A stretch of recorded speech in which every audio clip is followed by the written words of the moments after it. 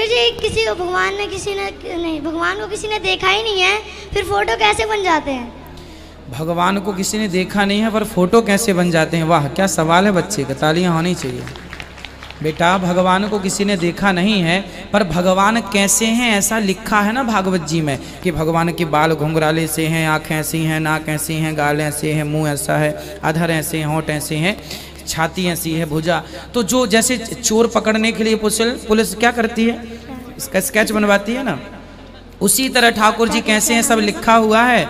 उसके बाद सब सुन के ठाकुर जी का वैसे ही हुलिया बनाया तो ऐसा बन के आ गया। गुरुजी आपके गोदी में बैठना चाहता हूँ मैं। हाँ आ जाना।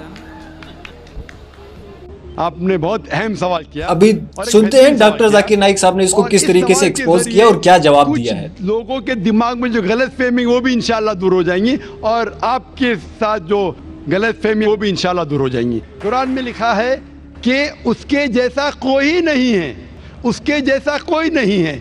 यही चीज बाइबल में लिखा है, there nothing like unto it in the heavens above, in the earth beneath, in the water beneath the earth. भगवान के जैसा मुमकिन ही नहीं कोई भी चीज आसमान में हो, धरती पे हो, जमीन पे हो, ना कंकर, ना पत्थर, ना मूर्ति। वो ही लिखा है वेद में, न तस्य प्रतिमा अस्ति। उस भगवान का कोई अक्स नहीं, कोई पेंटिंग नहीं, कोई फोटोग्राफ नहीं, कोई मूर्ति नहीं। तो ये लिखा है धार्मिक किताबों में, लेकिन धर्म के मानने वाले अपनी आसानी के लिए तब्दील कर रहे हैं। मिसाल के तौर पे आप सपोज बिजनेसमैन हैं, आप एक कंपनी के मालिक हैं, आप एक अपना पुराना उसूल किस तरीके से कंपनी चलना चाहिए उसूल से चलते आ रही है। आपके कोई नई मैनेजर आते उसूल को बदल देते, आपके उसूल के खिलाफ काम करते, बोलते क्या ये और बेहतर होगा, इससे मुनाफा ज्यादा होगा। आपके उसूल है कुछ, आपके उसूल होंगे कि मैं ईमानदारी से काम करूं, आपके मैनेजर के उसूल होंगे ईमानदारी को छोड़ो पैसे ज्यादा कमाने के। आपको जब पता चलेगा आपका मैनेजर आपके उसूल को तोड़ रहा है, बोलेगा मालिक ज्यादा पैसे मिलेंगे, रिश्वत दो। आप उससे सहमत है? आप बोलेंगे ज्यादा पैसे छोड़ो, मिलते क्या नहीं मिलते, रिश्वत देना हराम है। तो इस तरीके से अल्लाह ताला ने बुनियादी बातें कह चुकी है किस तरीके से उस ईश्वर की इबादत करना। अभी इंसान अपनी गलतफहमियों में अल्लाह ताला खुदा ईश्वर की बात छोड़ के खुद के तरीके से इबादत करने लगते हैं। और हम क्या कर रहे हैं, उस अजीम खुदा को गाली देते हैं। हम कहते हैं कि खुदा ने बेटा जना, अस्तगफुरुल्लाह। हम खुदा को उस मूर्ति में ले आते हैं जब लिखा हुआ है श्वेताश्वेतर उपनिषद में, यजुर्वेद में, ना तस्य प्रतिमा अस्ति, उस ईश्वर की प्रतिमा नहीं है, हम मूर्ति बनाते हैं। मिसाल के तौर पे अगर मैं किसी को मदद करता हूं और अगर वो शख्स मुझे जानता नहीं जाकिर कैसा दिखता है, मिसाल के तौर पे श्रीलंका में मैं एक स्टूडेंट को मदद करता हूं, रोज 10,000 रुपये भेजता हूं, उसको पता नहीं जाकिर के साथ क्या करता है, वो कॉकरोच बनाता है, कॉकरोच, और रोज सुबह को बोलता है जाकिर शुक्रिया। जब मुझे पता चलेगा उसने मुझे कॉकरोच बनाया, क्या मुझे खुशी होगी? भले वो मुझे कुछ खाली दिल में कहता जाकिर शुक्रिया, काफी है, शुक्रिया नहीं भी कहता था चल जाता था, लेकिन मुझे कॉकरोच बनाया, इंसान से कॉकरोच बनाया।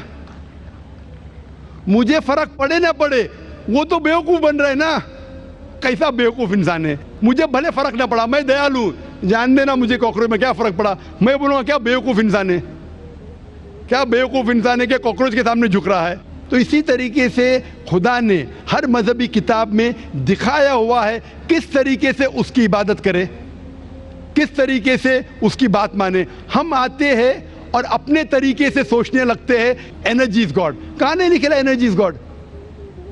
आपने बिल्कुल आपके सवाल का जवाब खुद आपने दिया। आपने एक मिसाल दी कि हिंदू लोग कहते हैं नमस्ते। नमस्ते का लफ्ज किधर से आता है आपको शायद पता होगा। नमस्ते आता है इदम नममे से।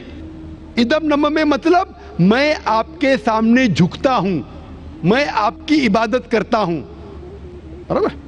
इदम नममे, आप कहना चाहते मैं आपके अंदर ईश्वर की इबादत करता हूं। मिसाल के तौर पे वो आदमी चोर है, वो गलत काम कर रहा है, बलात्कार कर रहा है, आप उसको ईश्वर बोलेंगे?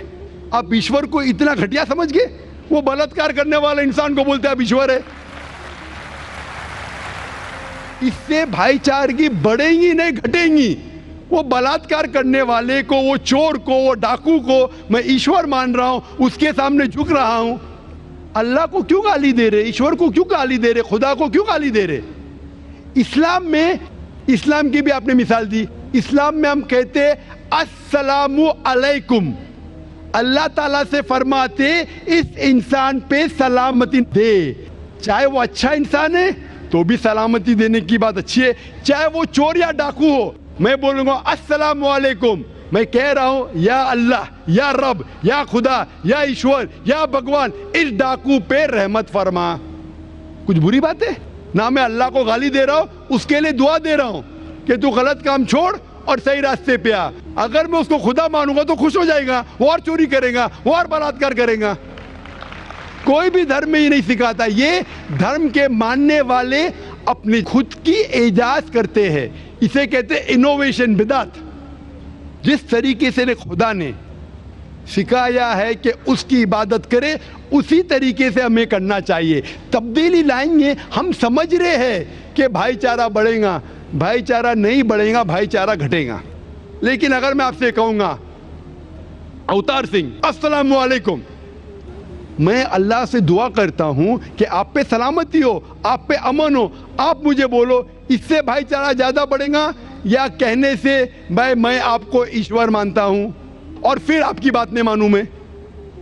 फिर अगर आप मुझे बोलेंगे चलो भाई शराब पीने चलो, चलो भाई लड़की के साथ रात गुजारेंगे, तो मैं क्या बोलूँगा? अरे मेरे भगवान मुझे बुला रहा है। तो ये कहना अस्सलामु अलैकुम मतलब मैं अल्लाह से दुआ करता हूँ कि ये इंसान के ऊपर सलामती हो। अच्छा इंसान पे भी सलामती कहना अच्छी बात है, बुरा इंसान पे भी सलामती कहना अच्छी बात है। तो इस तरीके से इस्लाम में जो ग्रीटिंग है उससे किसी को नुकसान नहीं होता है, ना it is hypocrisy, it is the best way of भाईचारा। और कुरान में कहा गया है सूरह निसा में, सूरह नंबर 4 आयत नंबर 86 में 86, वह इज़ा हुई तुम, मतलब अगर कोई आपको सलाम देता है तो आप उससे अच्छा सलाम दो, कम से कम उस जैसा, क्योंकि अल्लाह ताला हिसाब रखता है। मतलब अगर आप अस्सलाम वालेकुम कहेंगे, मुझे कहना चाहिए वालेकुम अस्सलाम व रहमतुल्लाह। अगर आप कहेंगे अस्सलाम वालेकुम व रहमतुल्लाह, मैं कहूँगा वालेकुम अस्सलाम व रहमतुल्लाहि व बरकातहू, और बेहतरीन होना चाहिए या कम से कम यकसा।